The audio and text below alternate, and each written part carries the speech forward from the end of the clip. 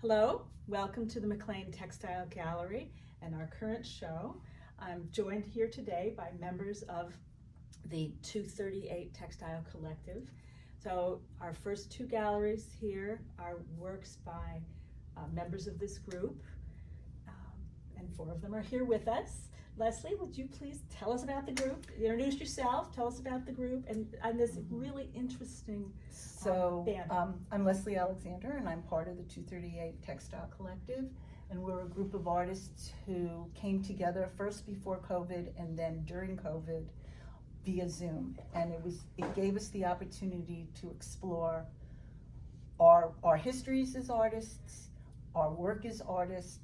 We helped develop each other's techniques, and we realized the show is called Conversations because we were always involved in conversations, and Zoom actually facilitated it. The 238 comes from the studio of one of our members, Ava Sanchez Camacho, and that was the number of her studio, which is really what was the impetus to start this group in the first place. Great.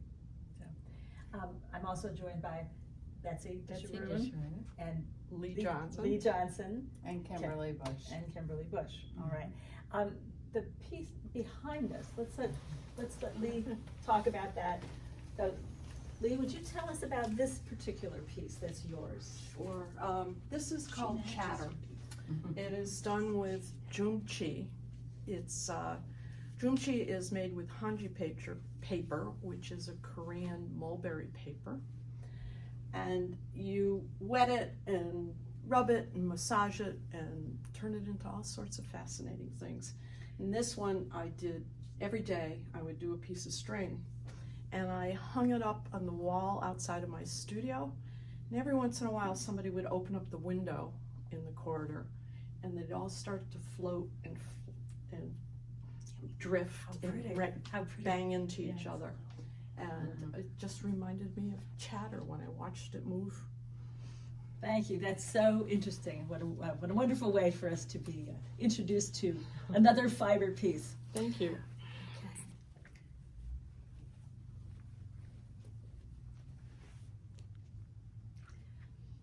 Betsy Disharoon is going to tell us about these two pieces that she's made about vision. I'm so impressed with this whole group that their pieces really do address issues that are important to them today. So, Betsy, tell us about these. Well, I'm always concerned about how ableist our world is, and I thought, well, rarely do blind people have art that they can appreciate. So I have added Braille to my pieces. So these are wool felted with silk, and the bumps represent the letters in Braille. So this one says love, and this one says, it's with French knots, and it says without sight, there is still vision. So I did the wet felted with wool and silk, and then I stitched the wool yarn and used the French knots to express the vision of the piece. So it's your intention that these can be touched by the visitor to the exhibit, and you've deliberately made them really tactile to communicate with another sense than just the sense of sight. Thank you. Thank you. The theme of this exhibit is conversations. And so as each person speaks, she may be talking about carrying on a conversation. And so you've just told us about the attempt to communicate with some way other than just sight sound. challenge. Yes, that's right. Yeah, the sight challenge. Right. Thank you. Thank You're you. welcome. Yes. This is Kimberly Bush, and Kimberly's going to tell us about her piece called Migration. So this is a piece that I started while I was on a trip to Budapest in 2019, just before the lockdown in 2020. And I was traveling with my family and I was stitching while I was traveling. And in Budapest, there's a rich tradition of people moving in and out of the city, and a history of medical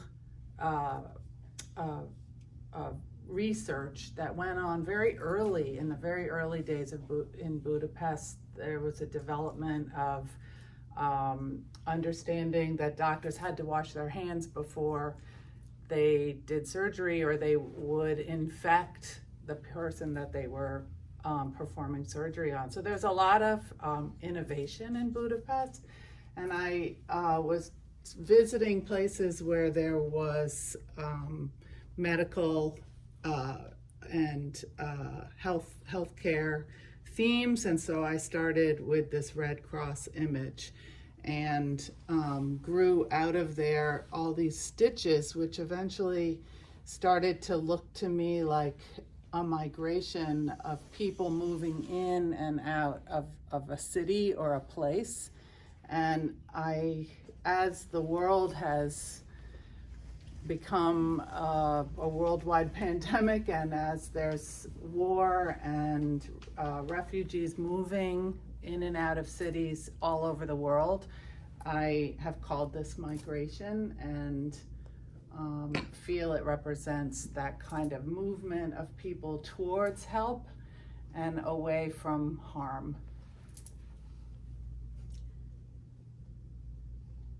So, Leslie, tell us about your piece called Cry for Peace. So this piece is wet felted. Mm-hmm. So it starts with layers of pre-felt, which is wool that's already been manipulated to be able to form a foundation. Mm-hmm. Once that foundation is created, all of these other pieces are pieces of scraps of silk. And the idea was there was bright light in the skies over Ukraine that began to be darker and darker and darker, which left death and destruction. And there's a Ukrainian star on it, which is the sign of protection. And I wanted it to convey that there's always light, even in times of darkness. Thanks, Leslie. You're welcome. Thanks.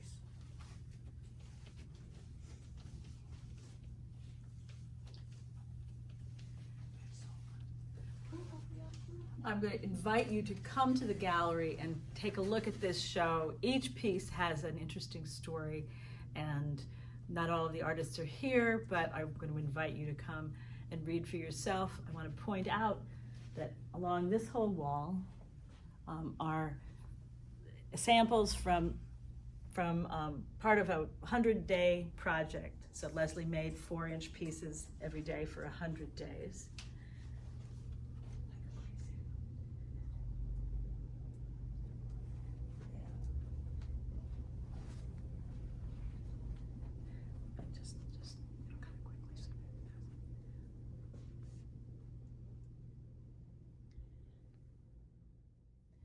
This piece is on the opposite wall from the other set of 100-day project sample pieces.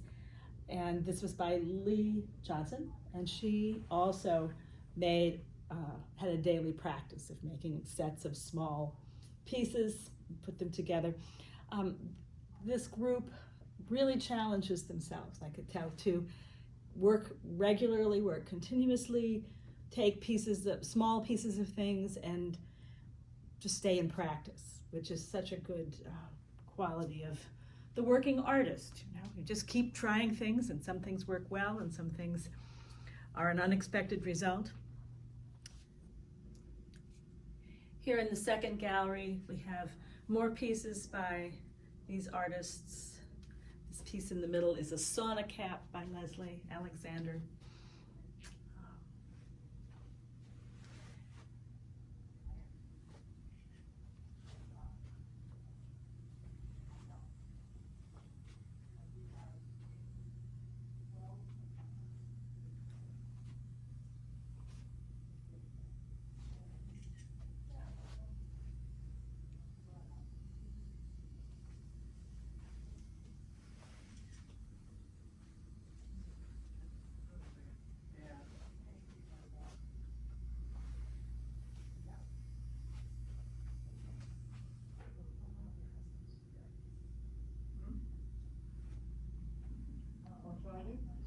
Several of your members are not able to be here today. I Would know. you say their names for us and just point out the couple pieces of their work? Yeah, this is a piece by Lynn Falcone, and it's a piece that is felted and stitched on, and I wonder what else. It's like a collage, but made with felt and hand painted as well. This is a piece by Cindy Ryan.